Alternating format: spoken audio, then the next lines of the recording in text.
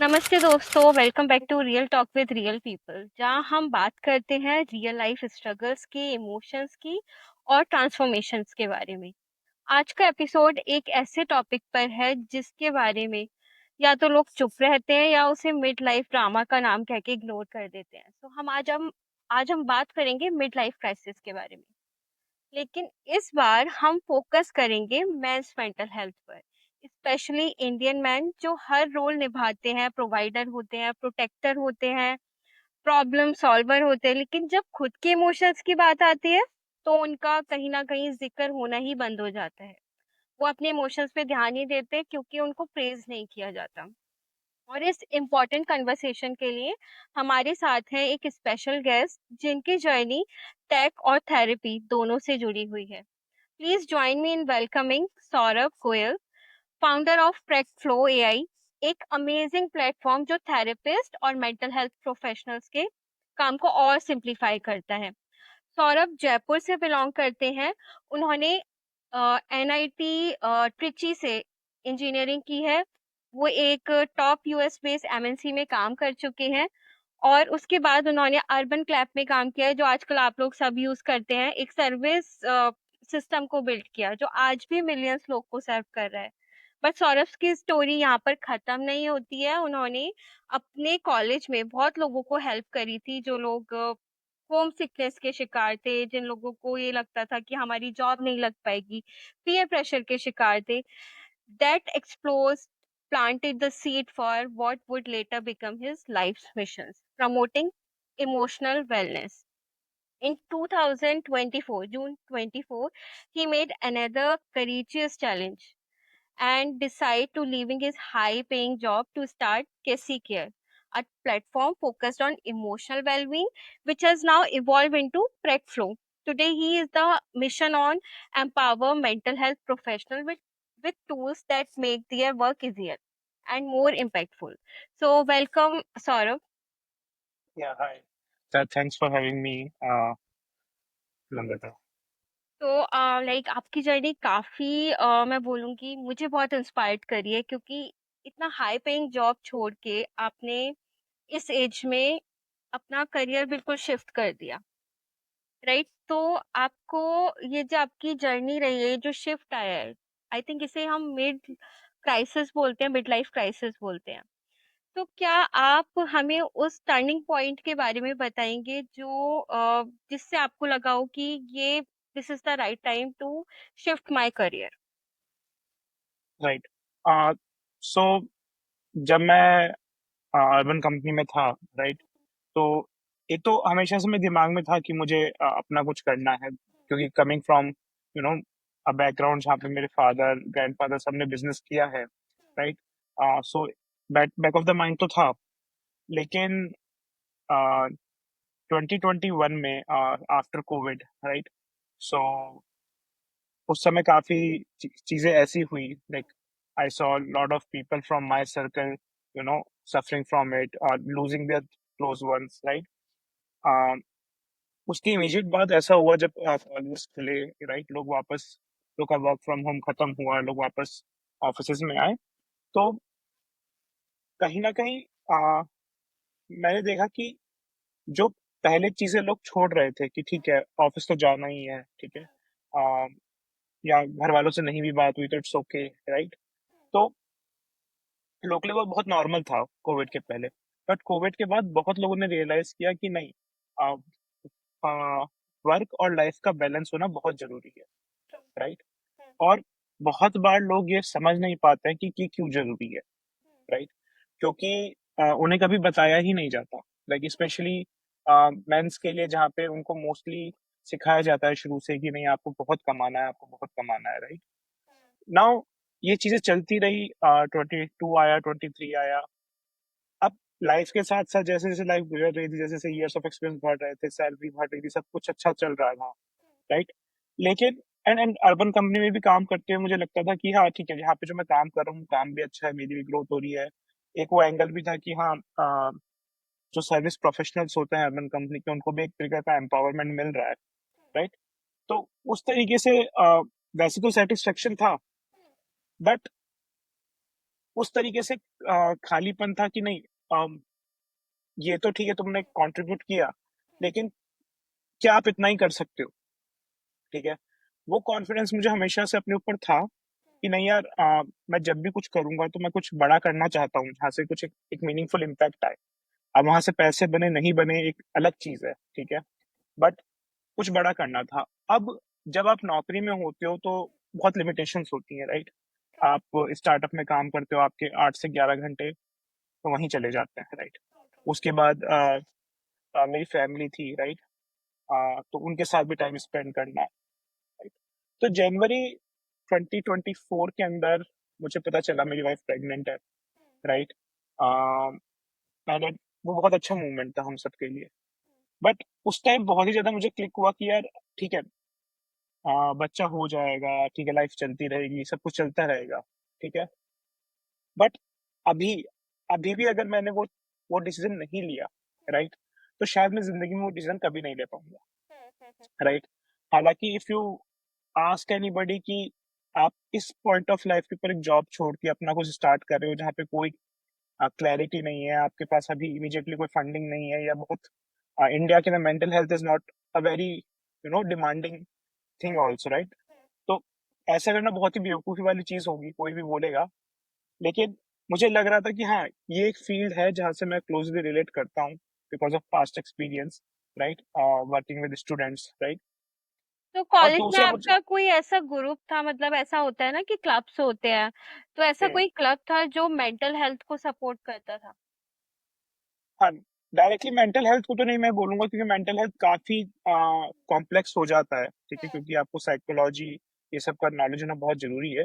But overall emotional wellness को हम लोग प्रायोरिटाइज़ करते थे in general, like in a very broader sense. कि अगर मान लीजिए कोई बच्चा है जिसको कॉलेज में है, एंड हमारा कॉलेज त्रिची में था, राइट?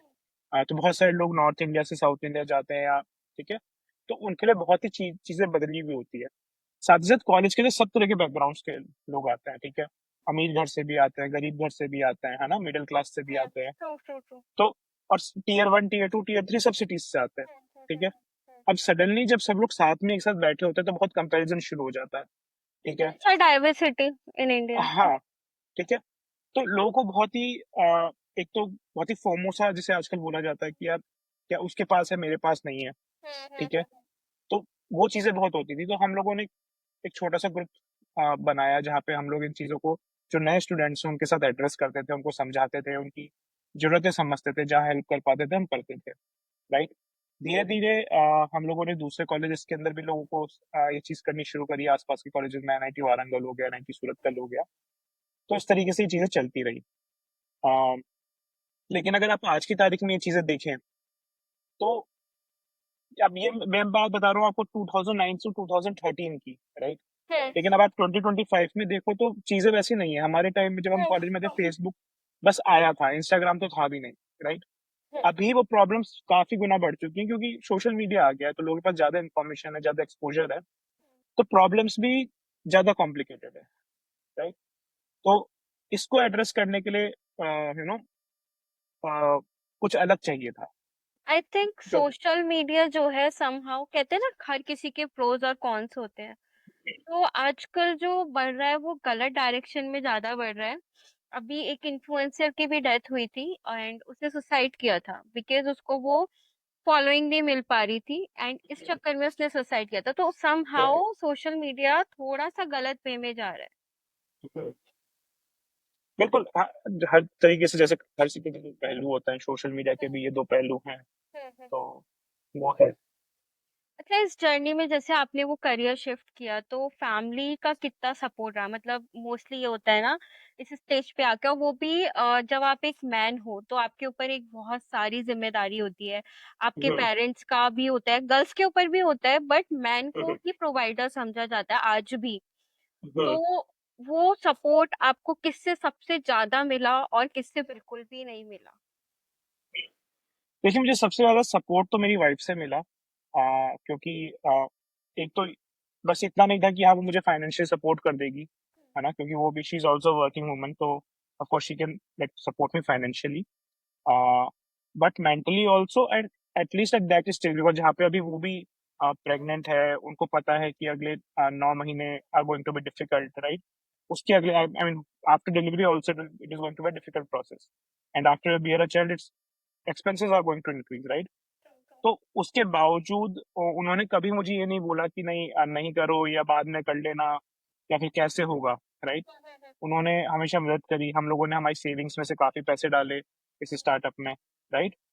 तो उनकी तरफ से हमेशा सबसे ज्यादा सपोर्ट रहा। आज भी वो मुझे काफी सपोर्ट करती है मेंटली एंड इमोशनली।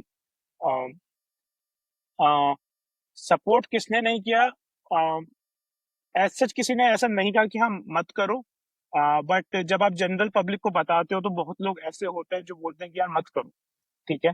क्योंकि या तो उन्हें पूरा कंटेक्स्ट पता नहीं होता है, या फिर सबकी अपनी, देखो, ये सच है कि हर स्टार्टअप नहीं चलता, ठीक है? और 90% से ज्यादा स्टार्टअप फेल ही होते हैं, ठीक है? लेकिन बहुत लोग आपको इमीडिएटली समझाने लग जाते हैं कि मत करो, ठीक है? आपकी लाइफ है, फैमिली है, ये है, वो है। तो वो सीधे तो नहीं कहते, बट कहीं ना कहीं वो चीज आपको पुल डाउन करने की कोशिश करती है। तो उस समय आपको बहुत मेंटली स्ट्रांग रहना पड़ता है अपने डिसीजन के ऊपर कि हाँ ठीक है, लोग शायद कहते रहेंगे, बट मुझे तो ये करना ही है। तो हम कह सकते हैं कि वो एक फ्रेज है ना कि हर सक्सेसफुल आदमी के पीछे एक औरत का हाथ होता है। तो आपके केस में ये काफी, मतलब मैं बोलूंगी, सही सेंटेंस है। एंड हम इसे वाइस वर्सा भी कह सकते हैं, क्योंकि मैं ये मानती हूँ आइदर वो मैन है या वुमेन है, दोनों का काम एक दूसरे के बिना नहीं चल सकता। वो आजकल वो सिनेरियोज चेंज हो गए हैं सोशल मीडिया पर, बस हम मैन को ही ब्लेम करते रहते हैं हर चीज के लिए। बट आई पर्सनली बिलीव हमें एज अ वुमेन, मैं बोल सकती हूँ कि वुमेन को कहीं ना कहीं एक मैन की नीड होती है। बहुत स्टूपिड आइडिया है कि हम अकेले सब कुछ कर सकते हैं। आज भी अगर कहीं पे सिंगल लेडी है या वो सिंगल कहीं रह रही है आफ्टर डाइवोर्स, या विडो है, वो अकेले रह रही है, आज भी हमारी सोसाइटी उसे एक्सेप्ट नहीं करती है। तो हमें मैन की जरूरत होती है, बट वो बात अलग है कि वो फेमिनिज्म ही गलत डायरेक्शन में जा रहे हैं। उस पर तो मैं कमेंट नहीं करूंगा क्योंकि वो काफी अपने आप में बड़ा लंबा चौड़ा टॉपिक है, और शायद मेरे को इतना नॉलेज भी नहीं है कि मैं उसके ऊपर कमेंट करूं इस मोमेंट पे। तो तो हम ये कह सकते हैं वाइफ का, आपके पार्टनर का सपोर्ट होना बहुत बहुत जरूरी है। बिल्कुल बिल्कुल। And what about your parents? आपके मतलब पेरेंट्स का सपोर्ट कैसा था इस टाइम पे? बिकॉज होता है ना कि, बिकॉज सी, इन इंडिया जितने भी पेरेंट्स हैं, अगर आप सर्विस क्लास से आ रहे हो, सो दे डोंट वांट कि आप बिजनेस करो। बिकॉज समहाउ उनके माइंड में ऐसा है कि बिजनेस में लॉस होगा या जो भी है, फिक्स्ड इनकम नहीं आती है। तो समहाउ दे वांट कि आप सक्सेसफुल रहो, लेकिन वो ये नहीं चाहते हैं कि बिजनेस करो। सो आपके केस में क्या सिनेरियो था? मेरे केस में थोड़ा ये था कि सिंस मेरे मेरे फादर ने भी अपनी सर्विस छोड़ के अपना बिजनेस शुरू किया था, तो एक उनको कंटेक्स्ट था कि हाँ, मतलब कि हाँ लोग करते हैं तो इट्स ओके डूइंग दैट। मगर हाँ, जब मैंने उनको पहली बार बताया तो वो भी काफी शॉक में थे, क्योंकि ऐसे इतना अच्छा वेल पेइंग जॉब छोड़कर ये करना जहाँ पे अभी आपकी इनकम एकदम से जीरो हो जाएगी, ठीक है? तो उनको भी ये चीज का डर लगता है, क्योंकि अल्टीमेटली हम लोग मिडिल क्लास ही हैं, राइट? हम लोग ऐसा तो नहीं कि बहुत हाई क्लास से हैं जहाँ पे money is not a problem, ठीक है? तो वो एक रहता है कि जहाँ पे वो शॉक थे, दे आर क्वेश्चनिंग कि यार ये क्यों किया, मतलब ऐसा क्या हो गया, कोई कोई जॉब में कोई प्रॉब्लम तो आ गई थी क्या? आ, अभी अगर नहीं चला तो क्या करोगे? इस तरह के बहुत सारे सवाल होते हैं। वो अभी भी पूछते हैं कि हाँ चल चल चल रहा है, नहीं चल रहा है, कैसे चल रहा है? तो वो एक उनके दिमाग में रहती है। बट हाँ, कभी ये नहीं उन्होंने मुझको पुल डाउन किया कि नहीं बंद करके कुछ और कर लो। ये कभी उन्होंने मुझसे नहीं ये कहा। सपोर्ट ना बहुत बहुत इम्पोर्टेंट होता है, because in India most of the people don't have that support कि उनके पेरेंट्स उन्हें इस लेवल तक सपोर्ट कर रहे हैं। आजकल आप देखते होंगे केसेस भी ऐसे आते हैं कि मतलब फैमिली से इतना ट्रॉमा और इतना बैगेज लेके आते हैं लोग कि हमें ये करने को नहीं मिला, हमें वो करने को नहीं मिला। तो ये बहुत अच्छा सपोर्ट था आपके पास कि जिसकी वजह से आप यहाँ तक पहुंचे हो, मैं बोलूँ। तो हम ये कह सकते हैं पार्टनर फैमिली दोनों का सपोर्ट हो तो you can rise above the sky. बिल्कुल। तो हम थोड़ा आगे बढ़ते हैं। लाइक आपने मतलब अभी बताया कि आपका पार्टनर का सपोर्ट था, एंड कभी आपको ये सुनने को मिला है इस टाइप के सेंटेंस, जैसे कि मोस्टली घरों में होता है कि मर्द को दर्द नहीं होता है, और मतलब इस तरीके के माइंडसेट लोगों के होते हैं। तो इस जर्नी में बहुत सारे अप्स एंड डाउन्स भी आए होंगे। तो कभी आपके ही मन ने आपको ये बोला हो कि नहीं Saurabh, it's not the time to cry, क्योंकि मर्द को दर्द नहीं होता। हाँ, ये तो खैर आई थिंक हर आदमी ने सुना ही होगा या हर लड़के ने सुना ही होगा ये चीज, बचपन से ही इनफैक्ट, कि हाँ मर्द को दर्द नहीं होता। तो स्पेशली अभी तो खैर चलो हम लोग इतने इमोशनली मैच्योर हो जाते हैं कि वी अंडरस्टैंड कि क्या है क्या नहीं है। बट जब हम लोग कॉलेज में थे या कॉलेज के बाहर थे, स्पेशली जब वो एक लड़कपन होता है, जब एक टीनेजर वाली एज होती है, टीनेज एज होती है ना, तब कभी कभी कहीं पे ब्रेकअप हो गया, कभी कुछ और हो गया, कभी सक्सेस नहीं मिली, कभी इंटरव्यू अच्छा नहीं गया, राइट। तो मन में एक वो कसूहाट सी रहती है, ठीक है, और आप उसको एक्सप्रेस नहीं कर पाते हो। लाइक हालांकि बहुत लड़कियां भी नहीं करती है, बट फिर भी लड़कियां अगर करें तो वो लोग बोल देते हैं कि हाँ ठीक है, लड़कियां कल कल रो रही होंगी शायद, अपना डिसअपॉइंट होगी, हो रही होगी। बट अगर वो वही चीज लड़का करे तो उसके लिए बहुत लोग बोलते हैं कि अरे तुम क्या क्या मुंह दबा के बैठ गए हो, अरे तुम क्यों ऐसे सैड होके बैठ गए हो, आगे बढ़ो, कुछ और करो, बाहर निकलो, ये करो। तो वो चीज रहती है, वो लड़कों से एक्सपेक्ट किया जाता है कि आ, उनको टफ होना पड़ेगा, ठीक है। अब टफ होना एक बात है, लेकिन अब टफ होने के साथ आप एक्सप्रेस भी नहीं कर पाओ, वो बहुत गलत हो जाता है। तो हाँ, बहुत लोग होते हैं जो कि आपको बोलते हैं कि नहीं, you can not be sad और you can not cry, but I think हाँ, विद एज यू रियलाइज कि हाँ ठीक है, it's okay to cry sometimes. 90% मैं बोलूंगी ऐसे ही होते हैं कि लड़कों को हाँ। थोड़ा सा ना कि तू रो रहा है, लड़का होके रो रहा है, तेरी बीवी क्या हम्म, बोलेगी या तेरे घर वाले क्या बोलेंगे, वो टूट हम्म, जाएंगे। इस हम्म। चक्कर में जो एक मेल फिगर होती है घर की, जो पूरा घर संभाल रहा होता है, वो अपने इमोशंस को एक्सप्रेस नहीं कर पाता। ये भी कई बार होता है कि आप देखते हो कि आपके आसपास जब जहाँ पे लोग आपको पता है कि आपको उनको संभालना है, जैसे मान लीजिए घर में किसी की डेथ हुई या कुछ हुआ, तो आपको पता है कि आपको उनको संभालना है, राइट। अगर में कोई और ट्रेजेडी हुई, तब आप शायद उतना इजीली नहीं रो पाते हो, आप वो इमोशंस दबा के रखते हो, क्योंकि आपको पता है कि अभी अगर मैं अभी रो दूंगा तो शायद बाकी लोग और ज्यादा टूट जाएंगे, ट्रू राइट। True true. तो वो एक रेस्पॉन्सिबिलिटी, सेंस ऑफ रेस्पॉन्सिबिलिटी रहता है, वो प्रेशर रहता है, जिसके कारण भी कई बार आप चाहते हो कि आप एक्सप्रेस कर पाओ, लेकिन आप नहीं एक्सप्रेस कर पाते हो, या कोई आपको रोक नहीं रहा है, लेकिन आप ही खुद को रोक रहे हो। तो वो भी एक चीज रहती है। तो हम ये कह सकते हैं कि मिड लाइफ क्राइसिस जो होता है वो वुमेन के लिए अलग होता है और मैन के लिए अलग होता है। अब देखिए, मैं किसी वुमेन की दृष्टि से तो नहीं कह पाऊंगा कि एग्जैक्टली उनके लिए कैसा होता है, बट मैं मैन के तरीके से तो कह सकता हूँ कि हाँ, जहाँ तक मैंने देखा है, ऑफ कोर्स वुमेन की लाइफ में प्रॉब्लम्स थोड़ी और अलग तरीके की होती है। उनकी लाइफ में बच्चा होना, शादी होना बहुत बड़े इवेंट्स होते हैं। शायद आदमियों को उतना फर्क बच्चा और शादी से नहीं पड़ता, क्योंकि वो अपने घर में ही है, उनकी शायद वो रूटीन वैसा ही चलता रहेगा। तो उनके लिए मिड लाइफ क्राइसिस का होना is a very different kind of a concept rather than woman का। तो मैंने अपनी वाइफ का देखा है थोड़ा बहुत ये साइड, तो मुझे आइडिया है, बट मैं एग्जैक्ट सब वुमेन को भी वैसा ही होता होगा तो मुझे नहीं, वो मैं नहीं कह सकता। सबकी सी बट हाँ। साइकोलॉजी में एक टर्म होते हैं इंडिविजुअल डिफरेंसेस। तो हम्म, हम लोग ये बिलीव करते हैं कि हर एक ह्यूमन अलग है एंड उसका दिमाग अलग है। इमोशन सेम हो सकते हैं बट इमोशंस को फील करने की इंटेंसिटी जो होती है हर किसी की अलग होती है। लेकिन कुछ चैलेंजेस बहुत सिमिलर होते हैं मैन के भी वुमेन के भी। right, I am talking about those struggles and those challenges.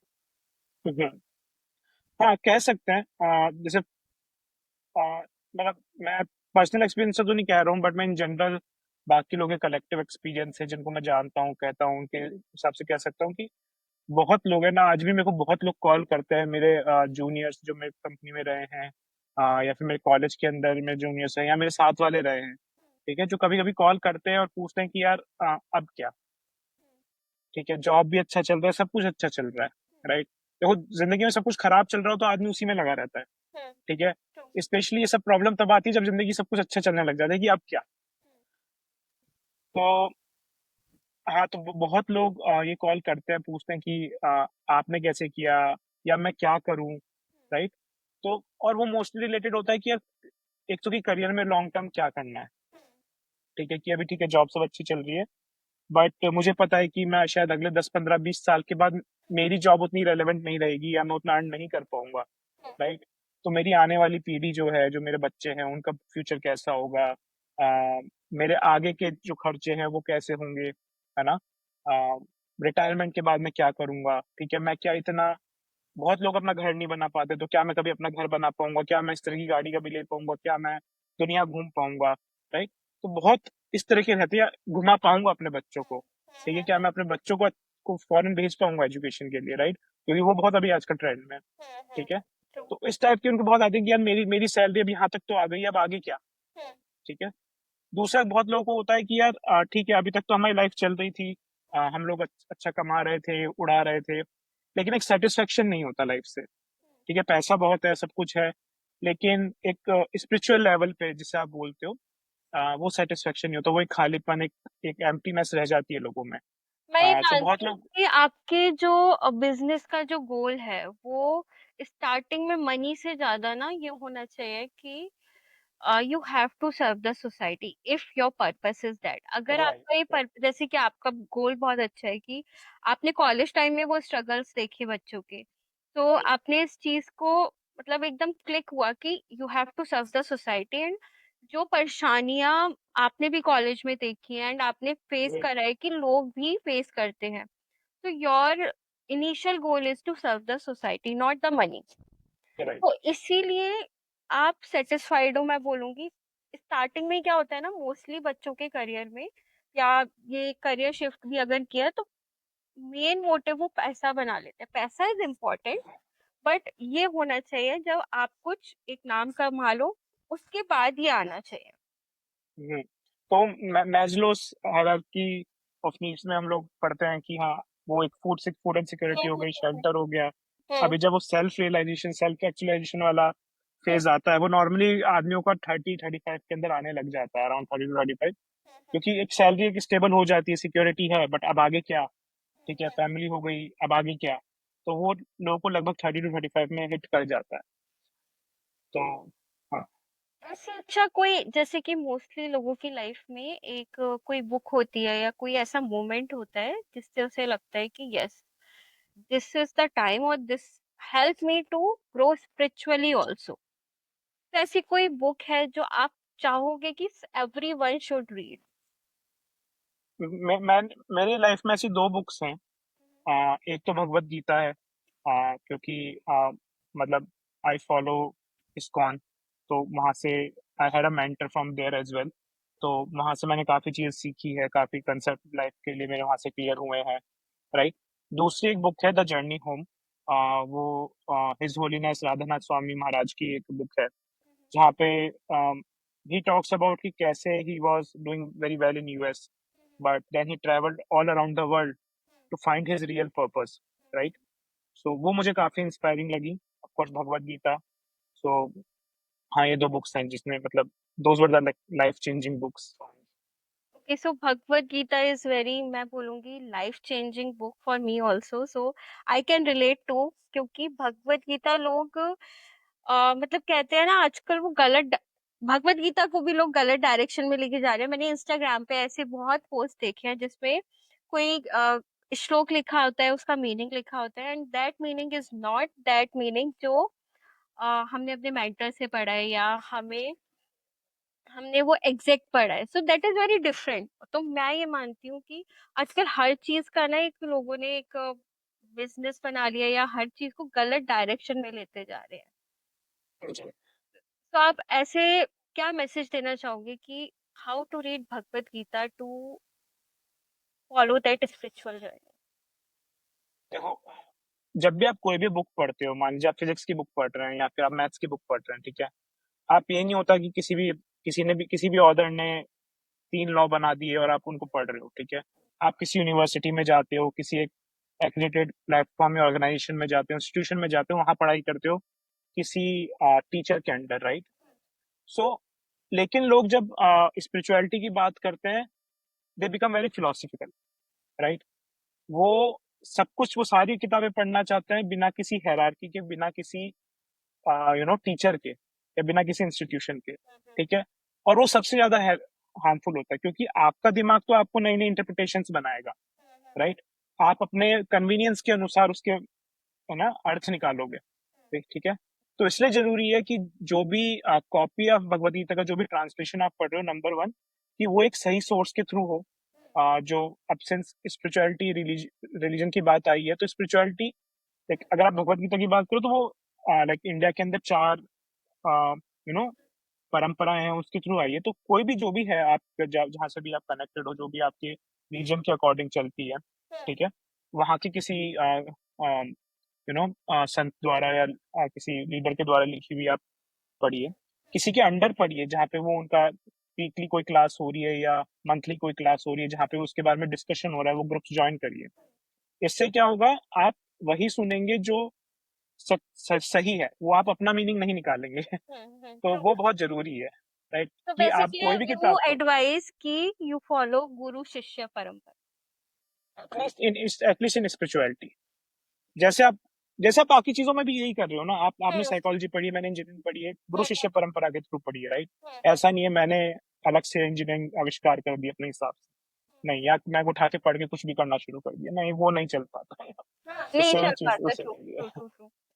तो मैं ये पूछूंगी बिकॉज ये भगवत गीता से रिलेटेड ही है कि इंडियन साइकोलॉजी, बिकॉज मैंने अपने कोर्स टाइम पे पढ़ी थी जब मैं मास्टर कर रही थी, तो इंडियन साइकोलॉजी में भगवत गीता है, उसका कुछ पार्ट है हमारे इंडियन साइकोलॉजी में।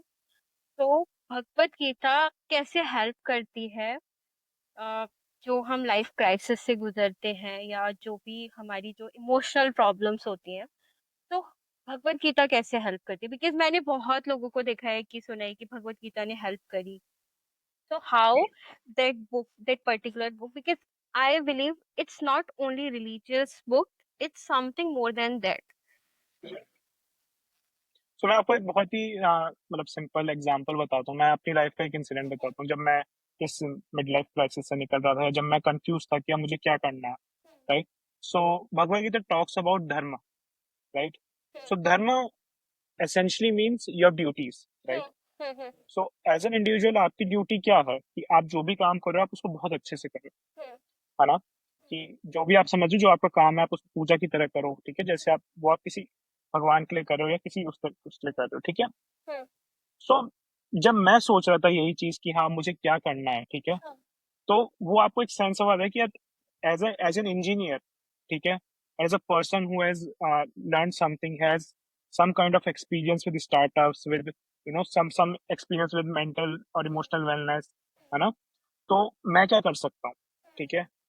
सो वो आपको करती है कि यार सिर्फ पैसा कमाना या फिर ये आपका धर्म नहीं है, ठीक है?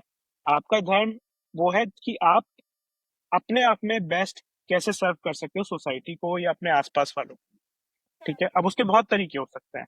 कुछ लोग दान करते हैं, कुछ लोग कुछ और करते हैं, तो सबका अपना अपना एक तरीका है जो उनकी उनकी गुणों के हिसाब से। तो Bhagavad Gita also talks about this तीन गुण, सतोगुण, रजोगुण और तमोगुण, राइट? तो आपकी उसमें उसका क्या बैलेंस है, ठीक है, उसके हिसाब से वो डिटरमाइन करेगा कि आप क्या कर पाओगे, ठीक है, आपके लिए क्या सही है। तो हाँ, वहाँ पे वो बहुत हेल्प करते हैं कि आप अपने आप को समझ पाते हो अच्छे से कि हाँ मेरे लिए क्या ठीक है, क्या मैं बहुत अच्छे से कर पाऊंगा, क्या मेरे लिए करना ज्यादा सही है। तो अगर मान लीजिए अगर मैं चाहूँ कि मैं डीजे बन जाऊं तो मैं डीजे नहीं बन पाऊंगा, मैं बहुत अच्छा डीजे नहीं बन पाऊंगा, राइट? तो वही बात है, ठीक है? तो आप अपने गुणों को समझो, आप अपने धर्म को समझो और उसको आप फॉलो करो। तो हम ये कह सकते हैं कि लाइक एक मोटिव पे काम मत करो, कि अपने लिए काम मत करो सेल्फ सेंटर्ड होके, पूरी सोसाइटी के पर्सपेक्टिव से देखो, तो यू कैन सक्सेस, आपको सक्सेस मिलेगी फिर। अगर आप देख रहे हो कि सिर्फ इसमें मेरा फायदा क्या है, इसमें मैं वाली जो चीज है वो अगर आपके दिमाग में भरी हुई है, तो आप जो है बहुत जल्दी डाउनफॉल भी बहुत जल्दी आएगा। हो सकता है सक्सेस मिल जाए, मैं ये नहीं कह रही, लेकिन डाउनफॉल बहुत जल्दी आएगा। तो वो मैं के आगे बढ़ना बहुत मुश्किल होता है, बट हाँ, ऑफ कोर्स इतना इजी नहीं होता है, शायद मैं भी नहीं बढ़ पाया हूँ, बट थोड़ा थोड़ा आपको गाइडेंस मिलती रहती है। आप बार बार पढ़ोगे वही चीज चार बार तो एक बार तो आपको चमकेगी, वो वाली बात है। अच्छा, आपको क्या लगता है लाइक ये जो मिड लाइफ फेज आता है, तो इसमें पार्टनर्स के बीच में, जैसे आपने बताया आपको बहुत सपोर्ट मिला अपनी पार्टनर से, तो ऐसा होता है कि पार्टनर्स में बहुत लड़ाई झगड़े भी होते हम्म। ये तब होता है जब आप कम्युनिकेट नहीं कर पाओ। जैसे शुरू शुरू में अगर आपको दिमाग में कुछ चल रहा है, हैं। ठीक है, और आप उनको नहीं बता रहे हो, ठीक है, आप अपने अंदर ही अंदर एक स्ट्रगल कर रहे हो। एक तो अभी जो हमने बात करी कि लड़के उतने एक्सप्रेसिव, आदमी उतना एक्सप्रेसिव नहीं होता है, ठीक है। तो स्पेशली जब आप इस तरीके की किसी चीज से गुजर रहे हो और हम्म। आप अपने पार्टनर को बता भी नहीं रहे हो, हम्म। तो लड़ाई होना, आर्ग्यूमेंट्स होना स्वाभाविक है। क्योंकि आप शायद बहुत चुप रहोगे, आप शायद उतना इंटरेक्टिव नहीं रहोगे, ठीक है। तो आपके पार्टनर को लगेगा कि ये शायद मुझसे दूर जा रहा है, ठीक है, या ये कुछ और सोच रहा है, या इसको मतलब नहीं है, ठीक है। तो बहुत जरूरी है कि आप अपने पार्टनर से कम्युनिकेट करते रहो, ठीक है। आपके जीवन में क्या चल रहा है, आपके दिमाग में क्या चल रहा है। मे बी वो एग्री नहीं करें, ठीक है, बट वो दोनों के दिमाग में क्या है वो एक दूसरे के सामने रखना बहुत जरूरी है। वरना लड़ाई होगी ही होगी, और अगर आप चुप रहोगे तो और ज्यादा होगी। Can you define like communication? Because most of the people are taking communication as कि बस सर हिलाना है, बस हो गया काम. So what is communication according to you? So communication मेरे अकॉर्डिंग है कि आप अपनी बात कितनी अच्छे से सामने वाले के सामने रख पाते हो, और सामने वाले की बात आप कितना ध्यान से सुनते हो, ठीक है।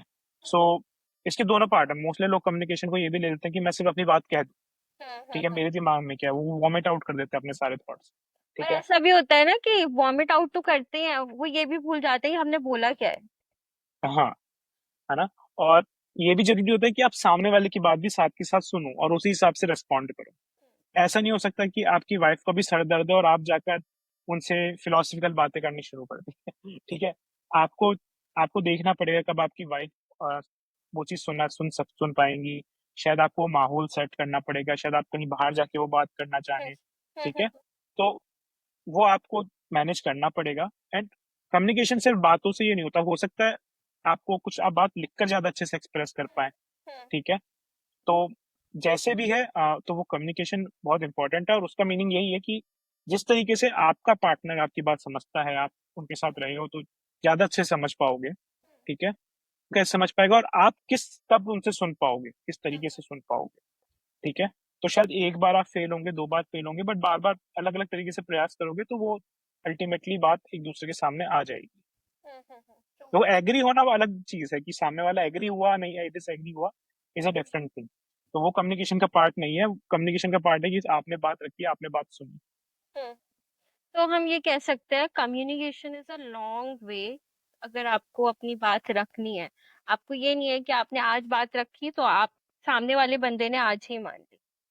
It's a long journey to express your self. सामने वाले का मानना जरूरी भी नहीं है।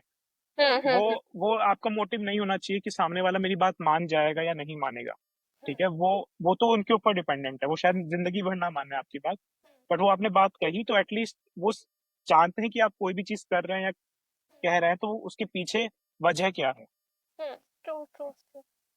अच्छा, मैं यहाँ पे ये पूछूंगी because your business goal is to serve the society as a like mental problems जो होती है, इमोशनल प्रॉब्लम्स जो होती हैं, उनके लिए कोई पर्सन होना चाहिए, प्रोफेशनल होना चाहिए जो हेल्प करे.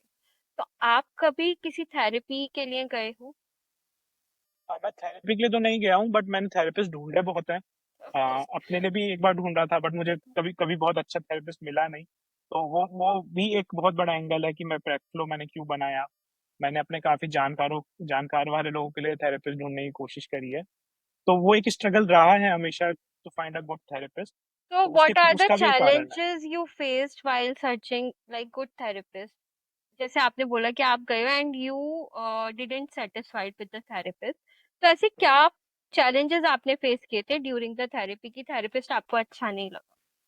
हाँ, तो सबसे पहला तो मुश्किल है कि थेरेपिस्ट, एक अच्छा थेरेपिस्ट मिल पाना, ठीक है। आप पहचानोगे कैसे कि अच्छा थेरेपिस्ट कौन है, ठीक है। चलिए चलिए, आपने पहचान भी लिया, आपको शायद किसी रेफरल के थ्रू कोई थेरेपिस्ट मिल गया, या आपने गूगल सर्च किया, कई ऑर्गेनाइजेशन है वहां पे आपको लिस्टिंग मिल जाएगी, राइट। तो आपने थेरेपिस्ट को अप्रोच किया। प्रॉब्लम ये है कि बहुत सारे थेरेपिस्ट अप्रोचेबल ही नहीं होते, राइट। उनके वेबसाइट्स होती हैं, उनके फोन नंबर डले होते हैं, बट आप फोन करोगे वो फोन नहीं उठाएंगे। कोई कोई भी अपने फोन से 24 घंटा नहीं चिपका रहता है ना। आप उनको व्हाट्सएप ड्रॉप करोगे, वो जाने कब रिप्लाई करेंगे, आप उनके फॉर्म्स भर दोगे। कितने लंबे लंबे फॉर्म्स मैंने भरे हैं, 2-2 3-3 पेज के, उसके बाद भी रिप्लाई नहीं आता, है ना। तो वो एक, especially when you're already anxious, right, or you know somebody is already in trouble and you want to help as fast as possible, तो वो एक रेस्पॉन्स ना मिलना या बहुत डिलेड रेस्पॉन्स मिलना, वो, and specially when you are doing it for the first time, वो बहुत ही वैसा हो जाता है कि अब तो यार ये तो वेस्ट है, मतलब मैं इसमें मेरी ज्यादा मेंटल हेल्थ खराब हो रही है ज्यादा देर जो मेरी ओरिजिनल थी, मैं और ही ज्यादा मेरी प्रॉब्लम बढ़ रही है वो है ना कंपेयर पे, कि तो वो, रिप्लाई नहीं मिलता है, that can create a like anxiety. Right, तो राइट। एंड और you keep doing it, you keep doing it, एक थेरेपिस्ट से दूसरे थेरेपिस्ट, दूसरे थेरेपिस्ट, फिर बहुत थेरेपिस्ट आपको 15 दिन बात करने के बाद वेट लिस्ट में डाल देते हैं, तो वो पहले दिन ही क्लैरिटी नहीं हो पाती कि आप मेरे को थेरेपी दोगे या नहीं दोगे।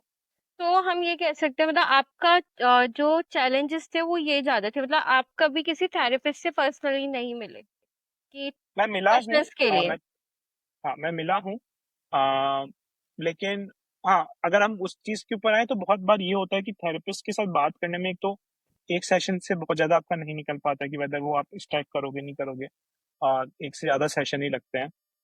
बहुत थेरेपिस्ट ये भी करते हैं कि वो इसको बहुत ही, वो हर चीज में हाँ में हाँ मिलाते हैं, उनको नहीं पता होता वो ये केस ले पाएंगे नहीं ले पाएंगे, दे जस्ट वांट टू कि हाँ भाई क्लाइंट आ जाए, स्टिक हो पैसा। जाए, हाँ उसके लिए बहुत ज्यादा बातों को घुमाते हैं, जो मैं कि ये मेरे हिसाब मानती से हूँ सही कि नहीं है। हमारी इंडस्ट्री में वो एम्पैथी फैक्टर ना बहुत लैक हो गया है।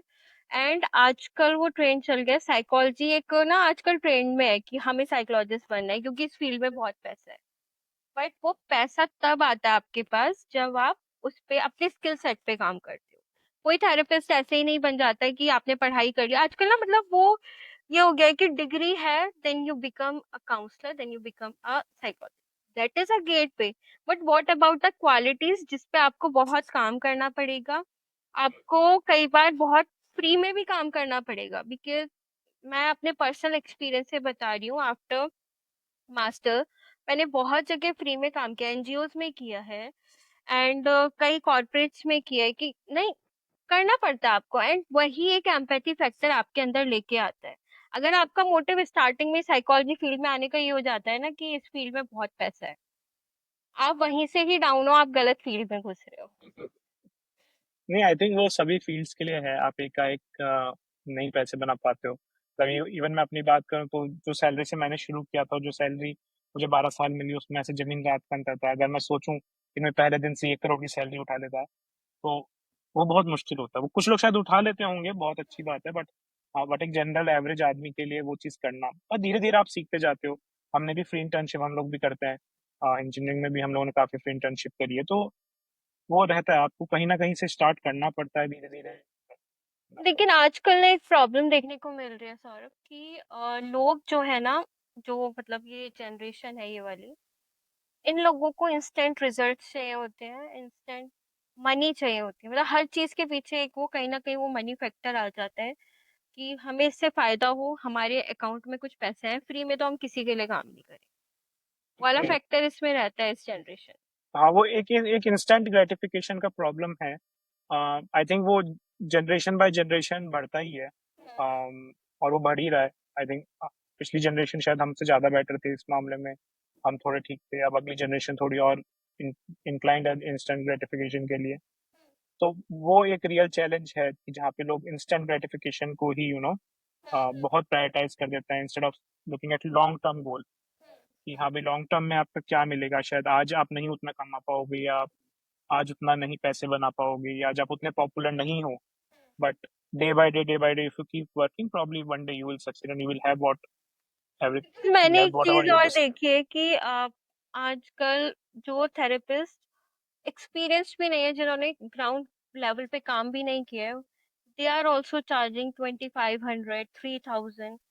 लाइक आ ही जाएगा क्लाइंट, वो मेन हो गया है कि बस पैसा कमाना है और कुछ नहीं करना है।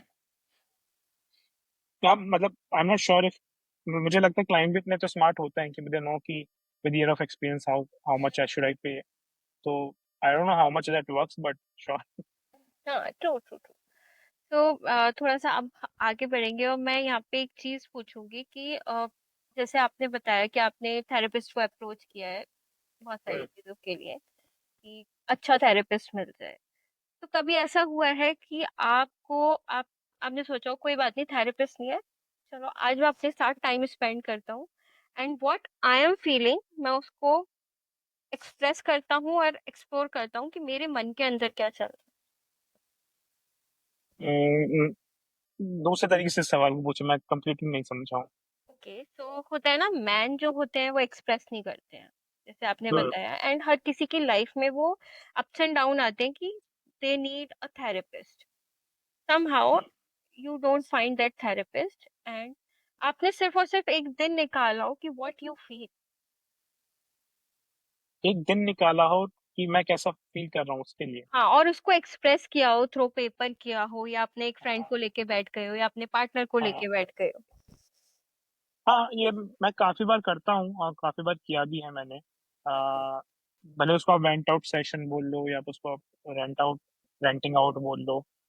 तो फ्रेंड्स के साथ तो कभी किया है, एक आध फ्रेंड्स हैं मेरे जो काफी क्लोज हैं, उनसे हम जिस तरह की भी बातें करना चाहे कर सकते हैं। बट मैं ज्यादा प्रेफर करता हूँ लिख लेना। मतलब मैं लिख देता हूँ, उस पेपर को बाद में फाड़ के फेंक देता हूँ। ठीक है। ताकि बट वो लिख लेने से क्या होता है, वो सारी चीजें मन में दबी होती है वो एटलीस्ट आप बाहर एक्सप्रेस कर देते हो। तो वो ट्रू। उससे थोड़ा राहत मिलता है और थोड़ी क्लैरिटी भी मिलती है कि शायद आप जो प्रॉब्लम सोच रहे थे बहुत बड़ी थी, वो शायद उतनी प्रॉब्लम बड़ी नहीं थी, वो आपके दिमाग के अंदर उतनी बड़ी हो रही थी। आ, तो वो, हाँ, वो हेल्प करता है। अच्छा, ये प्रेग फ्लो आपकी लाइफ में लाइक ऐसा हीलिंग जर्नी भी रहा है, जैसे कि अब बिकॉज आपके पास अभी अब कोई जॉब नहीं है, अब यही है जो कुछ है, तो इससे काफी आप पर्सनली अटैच भी होगे, इमोशनली अटैच भी होगे। तो ये एज अ हीलिंग आपका कह सकते हैं, हीलिंग जर्नी और एक हीलिंग का माध्यम रहा है कि हाँ, कुछ नहीं है, प्रेक्लो है मेरे पास। ये तो नहीं रहा है। बल्कि ये तो अभी इसी स्टेज पे है जहाँ पे ये मेरे को और ज्यादा एंजाइटी और ज्यादा ना पेन देता है। बट हाँ, ये है कि ये मेरे को एक इंटरनल सेटिस्फेक्शन रहता है कि यार मतलब इवन मैं फेल भी हो गया यहाँ पे तो जिंदगी में। ऑफ कोर्स आपको हमेशा लगता है, स्पेशली अगर आप पढ़ाई वगैरह में बहुत अच्छे रहे हो, आपको उधर साइड से बहुत सक्सेस मिली हो करियर वाइज, कि आप कभी फेल नहीं हुए हो। हम्म। ठीक है। तो हम्म। वो एक डर खत्म हो गया है कि हाँ, मैं बहुत लोगों से सेल्स कॉल भी करता हूँ तो ना सुनने को मिलता है, तो एक तो ना सुनने की आदत हो गई है जो पहले शायद उतनी नहीं थी। ठीक है। फिर एक डर निकल गया जिंदगी से कि हाँ, फेल होने का डर एक निकल गया है कि हाँ ठीक है, कि चलो फेल हो गए तो हो गए। दूसरा एक सेटिस्फेक्शन मिला है कि हाँ ठीक है, कल के दिन अगर प्रैक्टिस नहीं भी चला या कुछ भी नहीं चीजें सही हुई, तो मैंने एटलीस्ट ट्राई किया था, मैंने एटलीस्ट एक अटेम्प्ट किया था to do something good, right, to do something meaningful which was close to my heart. ठीक है। तो एक वो इंटरनल सेटिस्फेक्शन है। बट हाँ, ये नहीं है कि हाँ कुछ भी नहीं तो ट्रैक फ्लो है। ऑफ कोर्स मैं उस उससे हूँ कि हाँ, family is more priority to any other work you do. तो वो मुझे लगता है कि हाँ, और कुछ नहीं है तो फैमिली तो है।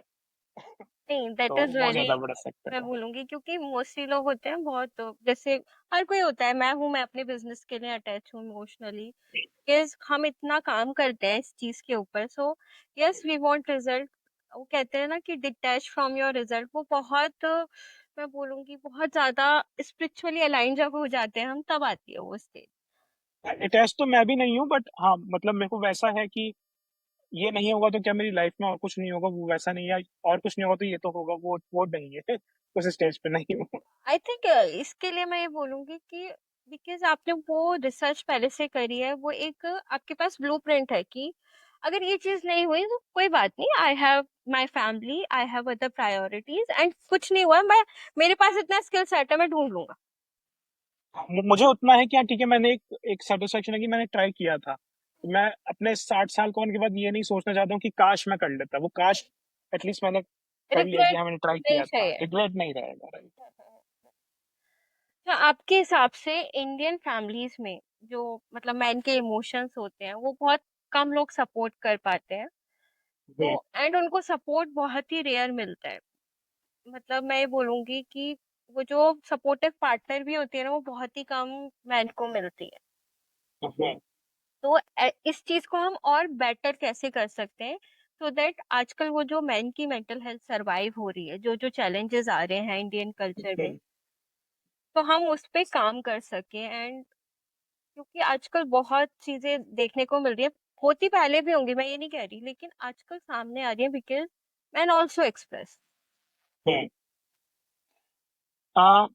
ये सबसे ज्यादा इम्पोर्टेंट है कि आ, जो एजुकेशन में हम अभी सिखा रहे हैं, ठीक है, एक तो हम हम लोगों ने शायद एजुकेशन में थोड़ा बहुत इंट्रोड्यूस करना शुरू कर दिया कि हाँ मतलब you should be careful about others emotion, ठीक है, बट वो बहुत ही हाई लेवल के ऊपर है, वो बहुत शायद प्रीमियम स्कूल्स, प्रीमियम एजुकेशन वालों में वो चीज़ें ट्रांसफर हो रही है, but at a ground level if you आप सड़क से किसी को भी पकड़ लीजिए, किसी भी एवरेज आदमी को, उसको इस चीज़ें पता ही नहीं होगी, उसको इमोशंस क्या होते हैं शायद ये पता ही नहीं होगा, ठीक है, उसको ये सब बात बोलोगे तो बोलेगा क्या बकवास कर रहे हो, ठीक है, ये सब क्या बातें शुरू कर दी है, ठीक है।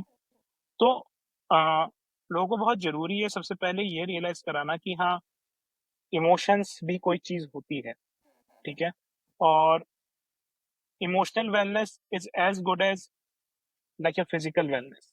से आप देखोगे स्पेशली आप दिल्ली एनसीआर के आसपास का एरिया देखोगे, पंजाब हरियाणा का, तो यहाँ पे लोग काफी अपनी फिटनेस को लेकर कॉन्शियस है, मुंबई वगैरह में, ठीक है, टीयर वन सिटीज में आजकल लोग तो काफी हो गए हैं, हम्म। ठीक है। हम्म। तो जैसे वो ट्रेंड बढ़ा है, क्योंकि हर influencer, government, everybody is talking about that, आपको हर तरीके से सुनने मिल रहा है कि तेल ज्यादा मत खाओ, घी ज्यादा मत खाओ, है ना, कार्ब्स ज्यादा मत खाओ, प्रोटीन रिच फूड खाओ, स्कूलों में पढ़ाया जा रहा है, अर्ली एज से इंटरवेंशन किया जा रहा है ना, एनसीईआरटीज में आ गया है, ठीक है। तो अब जाके लोगों को समझ में आना शुरू हुआ है कि यार ये चीजें नहीं करना चाहिए, ठीक है, तो टीवी पे आ रहा है। समहाउ ये हम कह सकते हैं कि जो हम खाते हैं उसका हमारी कॉन्शियसनेस पे बहुत इफेक्ट पड़ता है। मैं वो नहीं कहना चाह रहा हूँ, मैं कह रहा हूँ कि हाँ उसका इफेक्ट पड़ता है, ऑफकोर्स पड़ता है, बट जैसे ये चीजें हम लोग को सिखाई जा रही है कि फिजिकल फिटनेस के प्रति, न्यूट्रिशन के प्रति जो एक जागरूकता लोगों में आ गई है, ठीक है, उसी लेवल के कैंपेनिंग आपकी मेंटल हेल्थ, मेंटल वेलनेस के लिए और इमोशनल वेलनेस के लिए होनी चाहिए। Every influencer should talk about it, every government scheme should talk about it, तब जाके होगा कि एक आम आदमी को समझ में आएगा। अब इसमें भी अगर आप आदमियों की बात करें तो आदमियों को सिखाना इसमें और भी मुश्किल है, क्योंकि वो जो पीढ़ी दर पीढ़ी हम लोग को सिखाते आ रहे हैं, जो वजह वजह की कि नहीं ये तुम नहीं रो सकते हो, तुम एक्सप्रेस नहीं कर सकते हो, ठीक है, वरना तुम कमजोर हो, वीक हो, वो भी तभी आएगा जब आदमी एक दूसरे से बात करना शुरू करेंगे, अभी तो आदमी भी एक दूसरे से को बताने बात में बहुत नहीं डरते करते। हैं। हाँ। मैंने अभी तो पॉडकास्ट किया था, तो उसमें उस पर्सन ने यही बोला था कि गर्ल्स जो होती हैं वो आपस में बात कर लेती हैं, लेकिन मैन जो होता है वो ना तो अपने फ्रेंड सर्कल में किसी प्रॉब्लम के बारे में बात करता है, ना अपने पेरेंट्स से बात करता है, तो वो जो प्रॉब्लम होती है वो उसके अंदर ही अंदर रहती है, वो कभी एक्सप्रेस नहीं हाँ, करता। राइट। सो एक आदमी के लिए आप देखो तो इमोशनल सपोर्ट सिस्टम या तो उसकी वाइफ हो सकती है, वरना कोई नहीं हो सकता, वो सबसे बड़ा प्रॉब्लम है। मतलब लड़के तो एक दूसरे की इमोशनल सपोर्ट बहुत रेयर केस में होते हैं, स्पेशली जब वो खुद बिजी हो जाते हैं, ठीक है, तो वो बहुत रेयरली अवेलेबल होता है, ठीक है। तो या तो उनके दोस्त हैं, ठीक है, या उनकी वाइफ है, उसके अलावा और कोई नहीं है, दोस्तों के साथ धीरे धीरे आप कट ऑफ होते ही जाते हो। अब अगर वाइफ से भी आप उतने नहीं ओपन हो तो फिर तो बहुत मुश्किल है आपके लिए, तो अ, वो सपोर्ट सिस्टम होना बहुत जरूरी है। तो हम ये कह सकते हैं कि आजकल समहाउ जो शादियां हैं, लोग शादियों से आजकल बहुत भाग रहे हैं, आइदर वो मैन हो। पहले तो एक फीमेल ही भाग रही थी, आज के टाइम में मैन भी उतने ही तेजी से भाग रहे हैं। कि मुझे ऐसा लगता है समहाउ वो रिस्पॉन्सिबिलिटी जब आ जाती है ना, आज के लोग रिस्पॉन्सिबिलिटी नाम से डरते हैं, तो वो लेना ही नहीं चाहते, क्योंकि फीमेल के ऊपर भी रिस्पॉन्सिबिलिटी आती है, मैन के ऊपर भी आती है, तो वो भागते हैं उस चीज से। वो वही है, वही इंस्टेंट ग्रेटिफिकेशन वाला ही यहाँ पे कंसेप्ट है, they don't see value in in a relationship with for the long term, they want कि हाँ instantly whatever their needs are they get fulfilled, and they don't want to get into emotional stuff and all, because long term में तो आप किसी से emotionally ही attracted रहोगे, right, आप कंपेटेबिलिटी उसी लेवल पे देखोगे, राइट। तो वो बहुत जल्दी लोग नहीं पकड़ना चाहते हैं, लोग चाहते हैं कि हाँ बस थोड़े दिन मिले, अच्छा लगा तो है, ठीक है, वरना भागो कौन शादी करेगा टाइप्स, तो वो बहुत बढ़ गया। अच्छा, मैं यहाँ पे थोड़ा सा इसको वाइंड अप की तरफ लेके जाते हैं। मैं एक क्वेश्चन पूछूंगी, अगर कोई इंसान आज इस पॉडकास्ट को सुन रहा है तो जो भी अपने करियर में मतलब शिफ्ट चाहता है या आइडेंटिफाई नहीं कर पा रहा है कि मैं किसी चीज को इमोशंस को लेके कंफ्यूज हूँ, हम्म, मेरी फैमिली सपोर्टिव नहीं है और मुझे कुछ लाइफ में करना है, मेरा पार्टनर भी, मैं उससे कैसे कम्युनिकेट करूं, बिकॉज अब मेरे पास बच्चा है, अब मेरे पास बहुत सारी responsibility and I want to do this. तो जैसे आपने बोला था ना, रिग्रेट नहीं रखना है, हम्म, तो आप ऐसे लोगों के लिए क्या कहना चाहोगे so that they can like find support in your voice? Hmm. बस सो नंबर वन जरूरी है कि कम्युनिकेट विद योर पार्टनर, ठीक है, that this is what you want, ठीक है।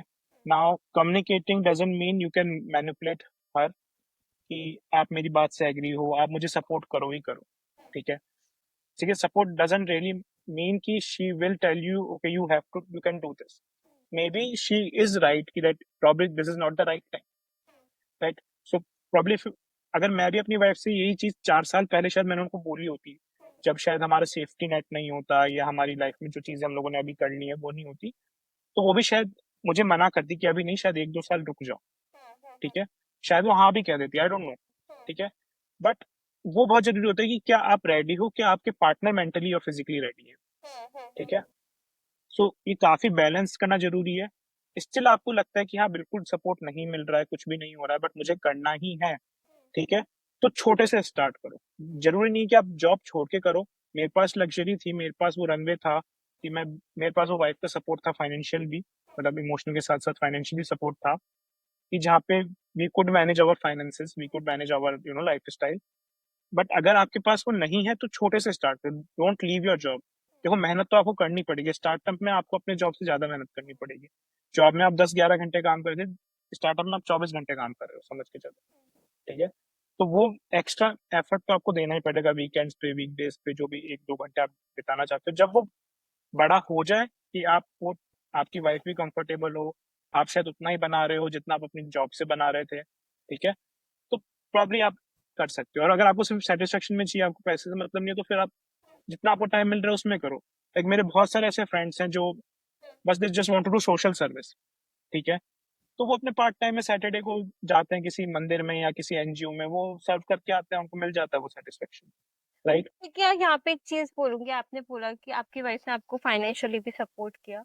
कुछ लोग होते हैं जिनकी वाइफ उन्हें फाइनेंशियली सपोर्ट करने के लिए रेडी है, हर तरीके से करने के लिए रेडी है, बट समहाउ एक मेल ईगो आ जाती है कि हमें अपनी वाइफ से पैसा नहीं लेना, why we are taking money from my wife, क्यों मैं उसके ऊपर वो बोझ बन जाऊं, मेरे पापा ने ऐसा नहीं किया, मेरे घर में किसी ने ऐसा नहीं किया। तो मेल ईगो आ जाती है एंड वो समहाउ अफेक्ट करती है कि अगर आपका कोई गोल भी है ना, वो पूरा नहीं हो पाता। होता है लोगों के साथ, बट आपको समझना पड़ेगा कि if you are making a change, ठीक है, कि आपके शायद, तो शायद आपके पापा ने तो, है ना, एसी में भी नहीं बैठे होंगे, ठीक है, लेकिन मेरे पापा ने बहुत जिंदगी, बहुत बाद में एसी कार उनकी जिंदगी में आया, ठीक है। तो इसका मतलब ये तो नहीं था ना कि मैं भी 25 साल की उम्र में एसी नहीं खरीदा, मेरे पास जब वो अपॉर्चुनिटी मैंने खरीदा, राइट। वैसे ही शायद आपके पेरेंट्स ने लव मैरिज नहीं करी होगी पर आपने करी होगी, ठीक है। वैसे ही आपके पापा ने शायद या पिताजी ने शायद बिजनेस नहीं किया होगा पर आप कर रहे हो। तो जब आप वो एक चेंज लाना चाह रहे हो, ठीक है, जिसके लिए बाकी लोग नहीं तैयार हैं, तो आपको भी समझना पड़ेगा, आपको भी वो चेंजेस अपनी मेंटेलिटी में, अपने उसमें लाने पड़ेंगे, जो कि अनकन्वेंशनल है, ठीक है। आप चाहते हो दुनिया बदल जाए लेकिन आप नहीं बदलो, वो नहीं हो सकता, ठीक है। चेंज इज और ऑलवेज स्पेशली यहाँ पे, तो change start from your self. अगर आप स्टार्टअप कर रहे हो, सबसे पहले अपनी हैबिट्स बदलो, दूसरों की हैबिट्स चेंज करने से पहले, दूसरों के अंदर, you have to be entrepreneur of your own spirit first, then be entrepreneur outside. तो वो ईगो तो वैसे भी आपको छोड़नी पड़ेगी, आप सेल्स कॉल करोगे 4 दिन में, आपकी ईगो वैसे ही जमीन पे आके धूल चाट रही होगी। True true true. तो वही है, चेंज थोड़ा टफ होता है, थोड़ा अनइजी होता है, बट ये बहुत जरूरी होता है। एंड आजकल वो जो केसेस बढ़ रहे हैं ना कि मेंस मेंटल हेल्थ बहुत सरवाइव कर रही है, क्योंकि हुआ क्या है ना, हमने वुमेन को बहुत सब कुछ सिखाया है, हमने उनको पढ़ाना सिखा दिया, हमने उनको सब चीज सिखा दी, बट हम समहाउ बॉय का रोल एकदम साइड रोल कर दिया कि तुम तो जैसे चल रहे थे तुम वैसे ही चलो, तुम्हें कुछ सीखने की जरूरत नहीं है, वही पुराना पैटर्न फॉलो कर रहे थे, इसीलिए आजकल मेंस मेंटल हेल्थ ज्यादा सरवाइव कर रही है। तो मतलब, हम्म, sure। कंटिन्यू, आप कुछ बोल रहे थे ना? हाँ, मैं यही बोल रहा था कि जैसे हम लोग जब फीमेल्स को सिखा रहे थे ये सब चीज़ें, हम लोग को साथ के साथ लाइक मेल्स को भी सिखानी चाहिए थी कि ये चीज़ें करनी है, नहीं करनी है। बट वो कहीं न कहीं मिस हो गया, पर शायद वो समय के साथ उस समय जो ज़रूरी था, लोगों ने किया। बट अब आई थिंक टाइम आ गया है जहाँ पे we should talk about it more. Yes yes, आजकल इट्स ओके। एंड थोड़े टाइम बाद मुझे ऐसा लगता है, आज से 10 साल बाद या 15 साल बाद कोई मैन मेंटल हेल्थ एक्ट भी आ सकता है, या जैसे अभी वुमेन के लिए है सारे एक्ट, तो हो सकता है मैन के लिए भी कुछ ना कुछ बन जाए। आई फील मतलब जो भी आए सब जेंडर न्यूट्रल, आई थिंक सबके लिए होनी चाहिए सारी। These are तो बेसिक ह्यूमन फंडामेंटल राइट्स। तो right right. I think it should be for everybody. So yes true. General mental health act आना चाहिए, नॉट जस्ट फॉर मेन और फॉर वुमेन।